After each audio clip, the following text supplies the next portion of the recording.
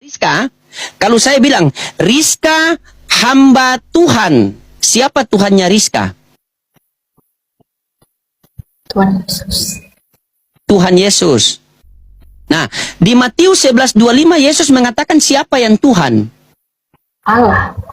Berarti Rizka punya Tuhan, punya Tuhan. Dua. Nah, dia begini Rizka. Coba Rizka baca Kisah Para Rasul 3:13. Kisah Para Rasul 3 ayat yang ke-13. Ini kita belajar ya, kita belajar.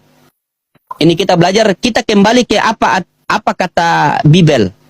Coba Kisah Para Rasul 3:13.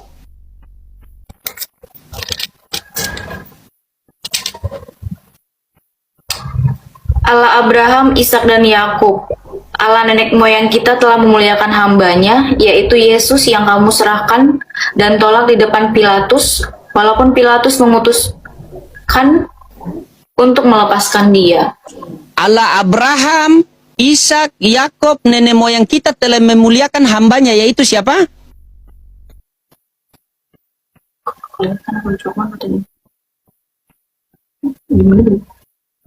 Nenek moyang kita, Yakub. Yaitu siapa hambanya? Coba, Allah Abraham, Ishak, Yakub, dan nenek moyang kita telah memuliakan hambanya, yaitu siapa? Yesus. Yesus. Jadi Yesus itu hamba atau Tuhan? Hamba. Hamba, bukan Tuhan. Kenapa dibilang coba? Begini, biar tertulis secara eksplisit. Coba kamu baca Kisah Para Rasul 7, Kisah Para Rasul 7:24. Kisah Para Rasul 7:24. Biar lebih kamu fokus itu. Kisah Para Rasul 7:24. Ketika itu ia melihat seorang dianiaya oleh Mesir, lalu ia Kisah Para Rasul. Kisah Para Rasul 7. Kisah Para Rasul 4:27.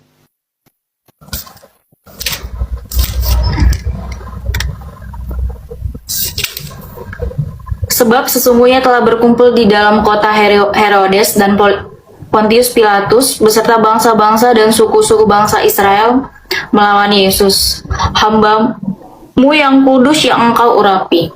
Berarti Yesus Tuhan apa hamba? Menurut Bibel. Hamba. Hamba. Oke, Yesus hamba. Ya, coba buka Matius 12:15, baca perikopnya kalau di buku B. Coba Matius 12 ayat yang ke-15.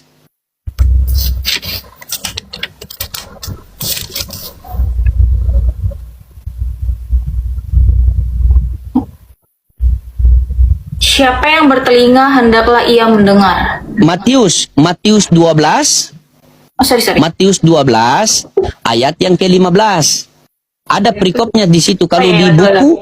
Judulnya ada judulnya di situ kalau di buku yang B. Coba baca yang B. Yesus hamba Tuhan. Yesus mengetahui hal itu. Oke, sabar. Perikopnya situ bunyinya apa? Yesus hamba Tuhan. Siapa Tuhannya Yesus kalau begitu?